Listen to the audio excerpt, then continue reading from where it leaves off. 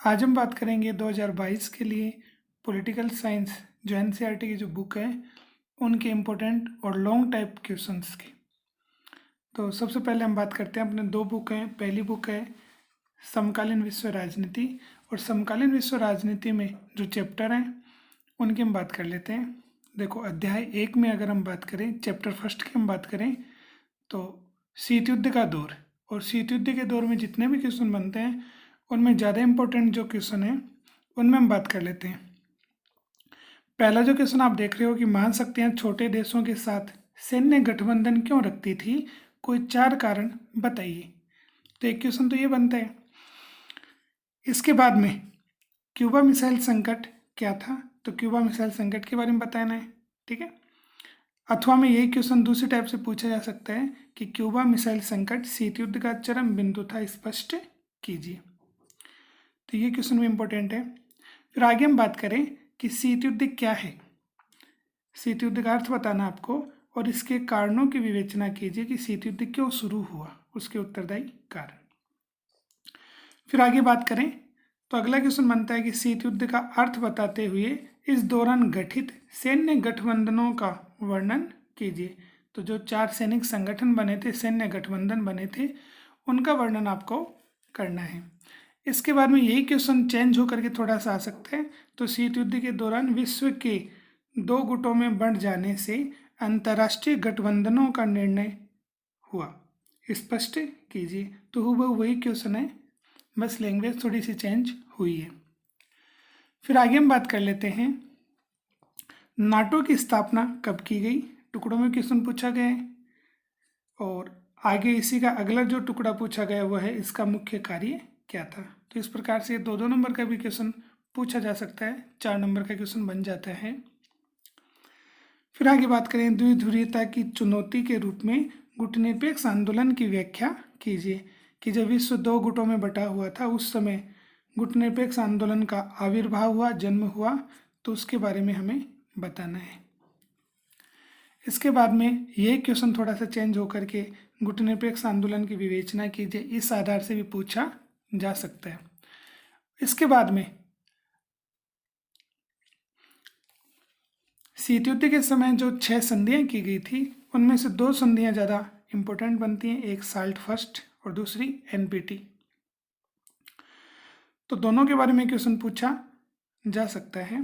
तो ये पहले चैप्टर की हमने बात की कि इम्पोर्टेंट जो लॉन्ग टाइप के जो क्वेश्चन है उनमें कौन कौन से अच्छे क्वेश्चन बनते हैं। फिर आगे हम बात करते हैं, फिर सेकेंड चैप्टर की बात करें। सेकेंड चैप्टर का नाम अपने द्विध्रुवीयता का अंत, और इनमें जो क्वेश्चन बनते हैं उनमें सबसे ज़्यादा जो इम्पोर्टेंट क्वेश्चन है, मतलब इनमें अगर आपको सबसे पहले जो क्वेश्चन पढ़ना है वो आता है आपका सोवियत संघ के विघटन के कारण बताइए कि सोवियत संघ क्यों टूटा, ठीक है, उसके पतन के उत्तरदायी कारण। ये क्वेश्चन बहुत बार आ चुका है और इम्पोर्टेंट क्वेश्चन बनता है। तो दूसरा चैप्टर जब भी आप पढ़ें सबसे पहले यही क्वेश्चन आपको याद करना है। इसके बाद में एक 4 नंबर का क्वेश्चन आप देखें, शॉक थेरेपी का अर्थ एवं परिणामों की विवेचना कीजिए। कि 2 बड़े जो क्वेश्चन बनते हैं उनमें एक तो सोवियत संघ के विघटन के कारण, और दूसरा जो क्वेश्चन बनता है शॉक थेरेपी का अर्थ और उसके परिणाम। ये दोनों क्वेश्चन आपको सबसे पहले याद करने हैं, उसके बाद में अन्य क्वेश्चन को आपको पढ़ना है। फिर सेकंड जो क्वेश्चन आप देख रहे हो, सोवियत संघ के विघटन के परिणामों का वर्णन कीजिए। कि सोवियत संघ जब टूटा तो उसका विश्व पर क्या प्रभाव या परिणाम हुआ। ये क्वेश्चन चेंज होकर के पूछा जा सकता है कि सोवियत संघ की दूसरी दुनिया और पूर्वी यूरोप की समाजवादी व्यवस्था के परिणाम विश्व राजनीति के लिहाज से गंभीर रहे, व्याख्या कीजिए। तो हूबहू दोनों क्वेश्चन सेम है। अगला जो क्वेश्चन बनता है, सोवियत प्रणाली की विशेषताओं को लेकर के पूछा जा सकता है कि सोवियत प्रणाली की विशेषताओं का वर्णन कीजिए। और अंतिम जो क्वेश्चन बनता है वो है, किन बातों के कारण गोर्बाचेव सोवियत संघ में सुधार करने के लिए बाध्य हुए। कि गोर्बाचेव सोवियत संघ में सुधार क्यों करना चाहते थे, वो कौन कौन सी उत्तरदायी बिंदु थे जिनके कारण वो सुधार करने के लिए प्रेरित हुए। तो दूसरा चैप्टर अपना कंप्लीट हुआ। फिर आगे हम बात करते हैं, राजस्थान बोर्ड की बात करें तो राजस्थान बोर्ड में पहला और दूसरा जो दोनों चैप्टर तो हैं कोर्स में, तीसरा और चौथा जो चैप्टर वो कोरोना के कारण हटा दिया गया है। इसलिए आगे जो अपना चैप्टर आता है चैप्टर 5, और ये है समकालीन दक्षिण एशिया। इसमें बहुत सारे क्वेश्चन हैं जिनमें आपको सबसे पहले याद करने वाले जो क्वेश्चन है, अगर क्वेश्चन के बगल में आप एक डॉट देखोगे तो ये क्वेश्चन आपको सबसे पहले याद करने हैं। जैसे कि दूसरा क्वेश्चन है कि पाकिस्तान में लोकतंत्र या प्रजातांत्रिक जो व्यवस्था थी वो क्यों स्थापित नहीं हो रही थी, लगातार असफल क्यों हो रही थी। ठीक है, एक तो ये वाला क्वेश्चन आपको सबसे पहले याद करना है। उसके बाद में दूसरा क्वेश्चन याद करना है कि भारत और पाकिस्तान के बीच विवाद के जो मुद्दे हैं वो कौन कौन से हैं। ठीक है, ये क्वेश्चन चेंज होकर के भारत पाकिस्तान संबंधों के बारे में भी पूछा जा सकता है, दोनों सेम क्वेश्चन है। तो पहला इंपॉर्टेंट क्वेश्चन, फिर दूसरा इंपॉर्टेंट क्वेश्चन, फिर तीसरा जो इंपॉर्टेंट क्वेश्चन बनता है श्रीलंका का जातीय संघर्ष। ठीक है, या फिर वहाँ पर लोकतंत्र का वर्णन, कि लोकतंत्र किस प्रकार से वहाँ पर कायम रहा। ये क्वेश्चन चेंज होकर के भी पूछा जा सकता है।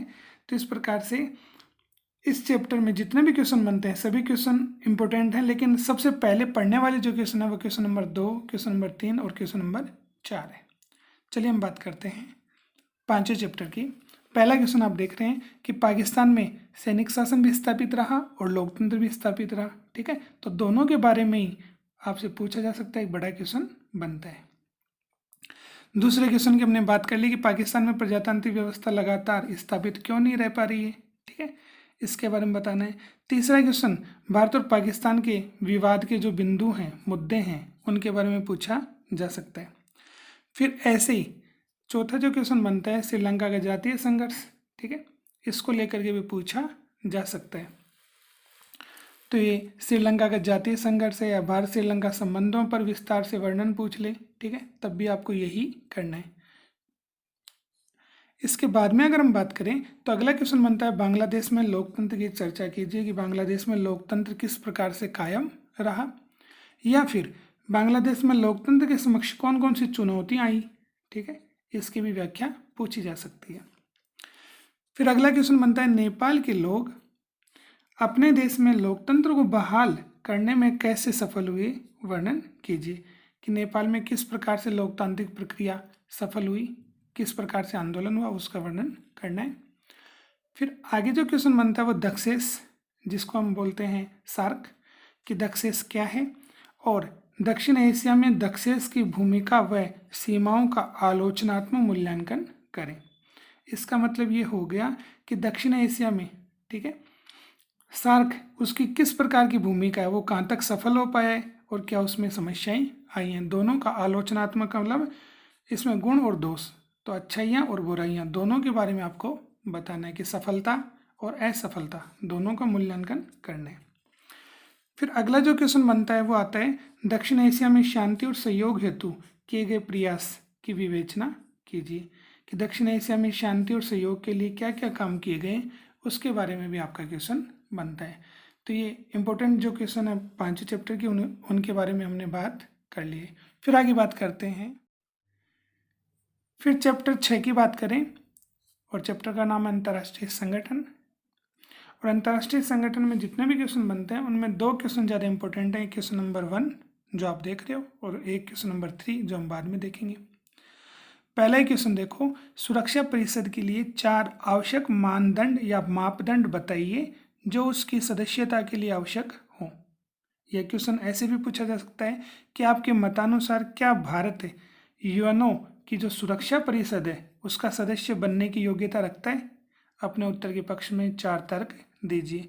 तो जो भी मापदंड या मानदंड बनाए गए हैं किसके लिए, सुरक्षा परिषद की सदस्यता, चाहे वो स्थायी हो या फिर अस्थायी हो। तो ये बहुत ही ज़्यादा इंपॉर्टेंट क्वेश्चन बनता है और सबसे पहला क्वेश्चन आपको चैप्टर नंबर 6 में यही याद करना है। इसके बाद में सेकंड क्वेश्चन की हम बात करते हैं, तो अंतर्राष्ट्रीय संगठन की आवश्यकता के कारणों को समझाइए, कि अंतर्राष्ट्रीय संगठन की हमें ज़रूरत क्यों है, हमारे लिए वह आवश्यक क्यों है। यही क्वेश्चन चेंज होकर के पूछा जा सकता है कि क्या आप इस बात से सहमत हैं कि यूएनओ जैसा अंतर्राष्ट्रीय संगठन पूरे विश्व के लिए अपरिहार्य है। अपने उत्तर के पक्ष में 4 तर्क दीजिए। तो दोनों जो क्वेश्चन पूछे गए हैं उनमें से अंतर्राष्ट्रीय संगठन की आवश्यकता के बारे में ही पूछा गया है। इसके बाद में अगले क्वेश्चन की हम बात करें तो एक ध्रुवीय विश्व में, तो वर्तमान में अगर हम बात करें तो एक ध्रुवीय विश्व है जिसमें अमेरिका सबसे शक्तिशाली है। तो एक ध्रुवीय विश्व में यूएनओ की क्या भूमिका है, क्या वो अमेरिका को रोक पाने में सफल रहा है या असफल रहा है, तो उसके पक्ष में आपको या विपक्ष में आपको तर्क देना है और उसको समझाना है। तो बड़ा इंपॉर्टेंट क्वेश्चन, दूसरा इंपॉर्टेंट क्वेश्चन बनता है कि एक ध्रुवीय विश्व में यूएनओ की भूमिका को स्पष्ट कीजिए। फिर अगला जो यहाँ पर क्वेश्चन बनता है, वर्तमान में यूएनओ को ज़्यादा प्रासंगिक बनाने के लिए कौन कौन से हम उसमें सुधार कर सकते हैं, और ये सुधार किसने बताए थे? कोफी अन्नान, जो यूएनओ के क्या बने थे? महासचिव। उन्होंने 1997 में जो सुझाव बताए थे वो कौन कौन से बताए, इनको लेकर भी क्वेश्चन पूछा जा सकता है। तो छठवें पार्ट की हमने बात कर ली। आगे हम बात करते हैं चैप्टर 7 की बात करें।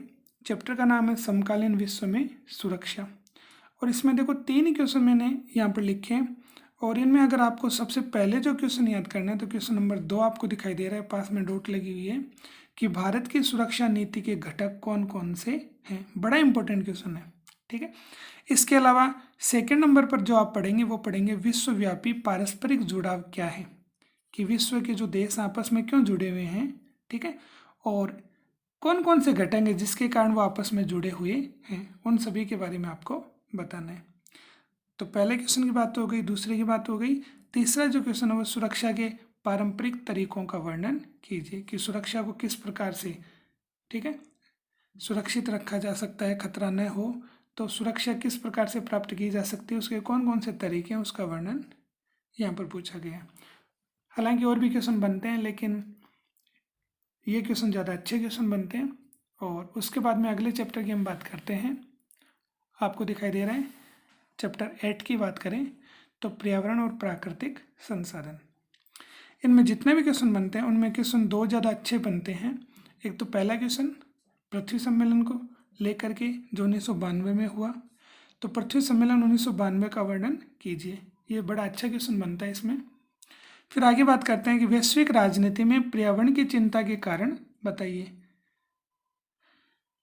फिर तीसरे क्वेश्चन की बात करें तो मूलवासी का अर्थ पूछा गया, ये बड़ा इंपॉर्टेंट क्वेश्चन है, मूलवासी का अर्थ, और अर्थ के बाद में मूलवासियों के अधिकारों की व्याख्या, कि मूलवासियों के कौन कौन से अधिकार हैं, ठीक है, उनका उल्लेख करना है।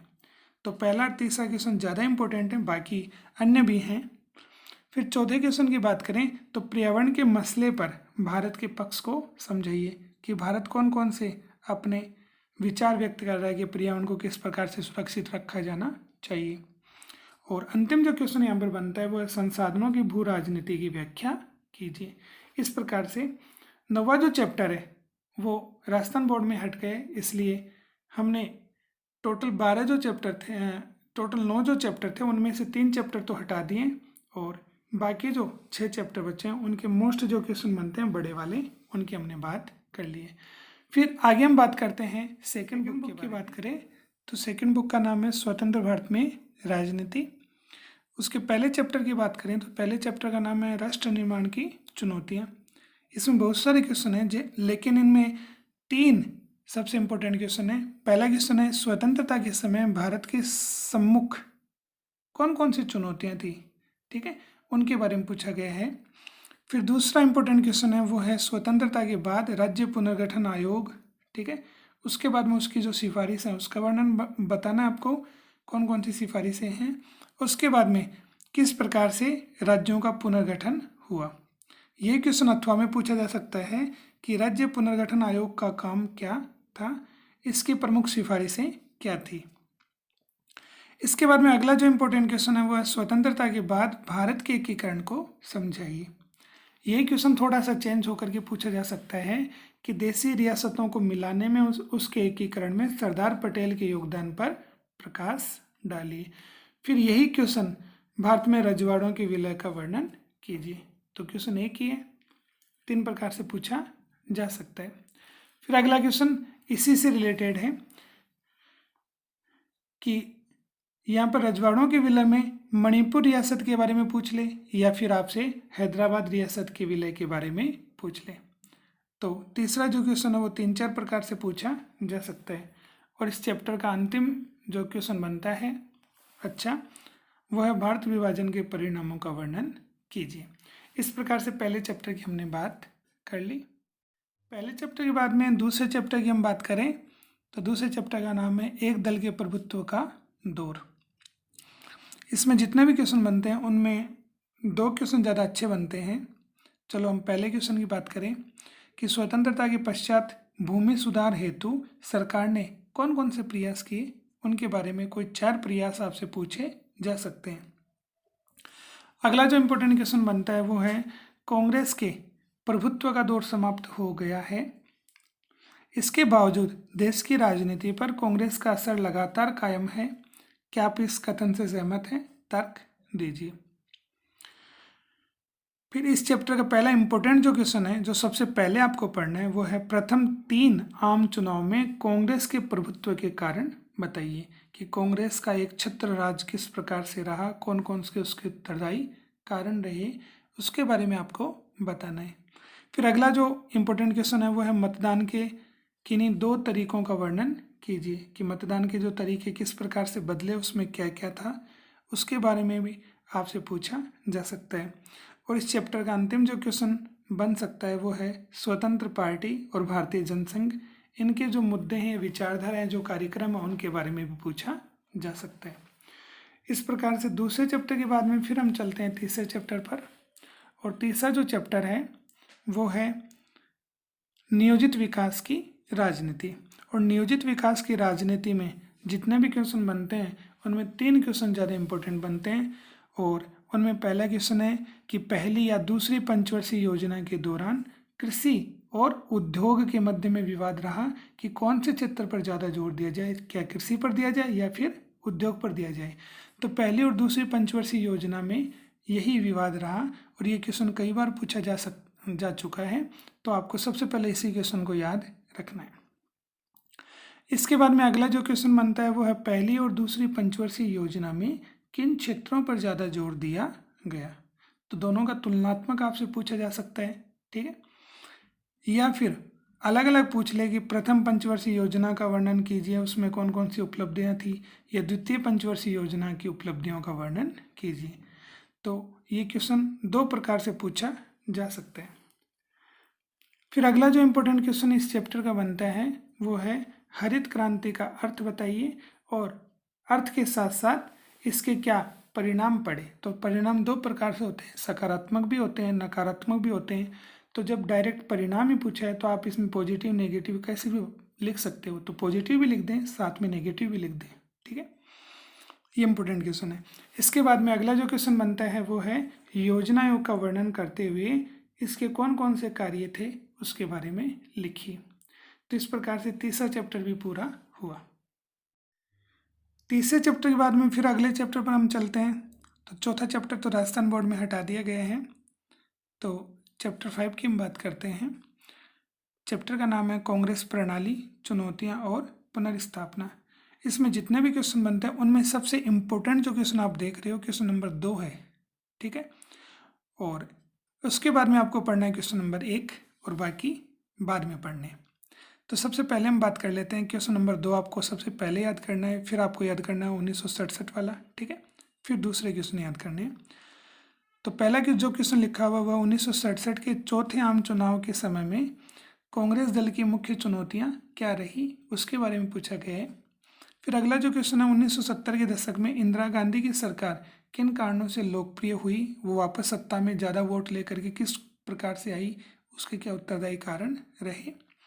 फिर अगला जो क्वेश्चन बनता है प्रीवी पर्स से आप क्या समझते हैं, इस व्यवस्था की समाप्ति के विभिन्न प्रयासों पर प्रकाश डालिए कि प्रीवी पर्स को किस प्रकार से समाप्त किया गया। फिर आगे हम बात करते हैं तो 1971 में कांग्रेस की पुनर्स्थापना के कारण बताइए कि कांग्रेस वापस से शक्तिशाली पार्टी बनकर किस प्रकार उभरी। फिर अगला जो क्वेश्चन बनता है कांग्रेस विभाजन के उत्तरदायी कारण कौन कौन से रहे, इसके बारे में भी क्वेश्चन पूछा जा सकता है। फिर अगला जो क्वेश्चन बनता है वो टिप्पणी को लेकर पूछा जा सकता है कि इंदिरा गांधी वर्सेस सिंडिकेट के बारे में वर्णन कीजिए और दल बदल के बारे में पूछ सकता है। इस प्रकार से 5वें चैप्टर की हमने बात की। फिर देखो 5 के बाद में डायरेक्ट आपको 7वां चैप्टर दिखाई दे रहा है। 6वां जो चैप्टर है वो राजस्थान बोर्ड के माध्यम से हटा दिया गया है कोरोना महामारी के कारण। तो अध्याय 7 की हम बात करें, अध्याय का नाम है जन आंदोलनों का उदय। इसमें जितने भी आप क्वेश्चन देख रहे हो सभी इंपॉर्टेंट क्वेश्चन है, ठीक है। और इनमें सबसे पहले आपको याद करना है एक तो क्वेश्चन नंबर 2, ठीक है, और 2 के बाद में क्वेश्चन नंबर 3। तो क्वेश्चन नंबर 2 और क्वेश्चन नंबर 3 आपको सबसे पहले याद करना है, बाकी चारों के चारों क्वेश्चन इंपॉर्टेंट है। पहला क्वेश्चन, चिपको आंदोलन की विवेचना कीजिए। दूसरा जो क्वेश्चन है, ताड़ी विरोधी आंदोलन महिला आंदोलन का हिस्सा था, कारण बताइए। यह क्वेश्चन चेंज होकर के पूछ ले कि ताड़ी विरोधी आंदोलन से आपका क्या अभिप्राय है। या यही क्वेश्चन चेंज होकर के और पूछ ले कि क्या आप शराब विरोधी आंदोलन को महिला आंदोलन का दर्जा देंगे, कारण बताइए। इस प्रकार से थोड़े थोड़े चेंजिंग के आधार पर यह क्वेश्चन पूछा जा सकता है। अगला जो आपका क्वेश्चन बनता है वो बनता है नर्मदा बचाओ आंदोलन की विवेचना कीजिए। तो आप देख रहे हो कि नर्मदा बचाओ आंदोलन की विवेचना कीजिए, अथवा में क्वेश्चन आ जाए कि नर्मदा आंदोलन ने नर्मदा घाटी की बांध परियोजनाओं का विरोध क्यों किया। तो नर्मदा बचाओ आंदोलन ने नर्मदा घाटी की बांध परियोजनाओं का विरोध क्यों किया, कि दूसरा इंपॉर्टेंट क्वेश्चन है इस चैप्टर का। फिर अगला जो क्वेश्चन है वो है भारतीय किसान यूनियन के उदय के कारण बताने और साथ में आपको उसकी विशेषताओं पर प्रकाश डालना है। तो कारण के साथ साथ आपको भारतीय किसान यूनियन की विशेषताओं का भी उल्लेख करना है। इस प्रकार से 7वां चैप्टर अपना कंप्लीट हुआ। 8वां जो चैप्टर है वो कोरोना महामारी के कारण हटा दिया गया है। और फिर अगले चैप्टर की हम बात करें, चैप्टर 9 भारतीय राजनीति और उसमें कौन कौन से नए बदलाव आए उसके बारे में है। इसमें सबसे इम्पोर्टेंट जो क्वेश्चन है वो क्वेश्चन नंबर 1 आपको दिखाई दे रहा है, और वो क्वेश्चन कौन सा है, मंडल आयोग। और मंडल आयोग का उल्लेख करते हुए इसकी कौन कौन सी जो सिफारिश हैं उनका वर्णन कीजिए। या यही क्वेश्चन चेंज होकर के आ जाए कि मंडल आयोग का विस्तार से वर्णन कीजिए। तो सबसे इम्पोर्टेंट जो क्वेश्चन है 9वें चैप्टर में वो पहला क्वेश्चन है। फिर अगला जो क्वेश्चन है, 1990 के दशक को गठबंधन का युग क्यों कहा जाता है। इसको गठबंधन का युग क्यों कहा गया, कौन कौन से बदलाव आए, ठीक है, इसके बारे में आपको बताना है। फिर अगला जो क्वेश्चन है, गठबंधन की जो राजनीति शुरू हुई उसका लोकतंत्र पर क्या इफेक्ट पड़ा, क्या असर पड़ा, इसके बारे में आपको बताना है। और फिर टिप्पणी को लेकर के क्वेश्चन पूछे जा सकते हैं, जैसे शाहबानो मामला क्या है, ठीक है। दूसरा है गोधरा कांड का वर्णन कीजिए। गठबंधन का जो युग है उस पर टिप्पणी लिखिए, और मंडल मुद्दा क्या है, ठीक है। तो ये सभी जो क्वेश्चन है वो बड़े इंपॉर्टेंट क्वेश्चन है, बार बार एग्जाम में आ चुके हैं। और ये क्वेश्चन आपको सबसे पहले पढ़ने हैं, उसके बाद में अन्य क्वेश्चन आपको याद करने हैं। और मैं चाहता हूँ कि आपका पेपर बहुत अच्छा होगा अगर आप बेहतरीन तरीके से इसकी तैयारी करते हो। और चैनल को आपका स्नेह और प्यार के लिए बहुत बहुत मैं बधाई और शुभकामनाएं देता हूँ कि आप सबके सहयोग से ये चैनल लगातार चल रहा है, ठीक है। फिर मिलते हैं नेक्स्ट वीडियो में, धन्यवाद।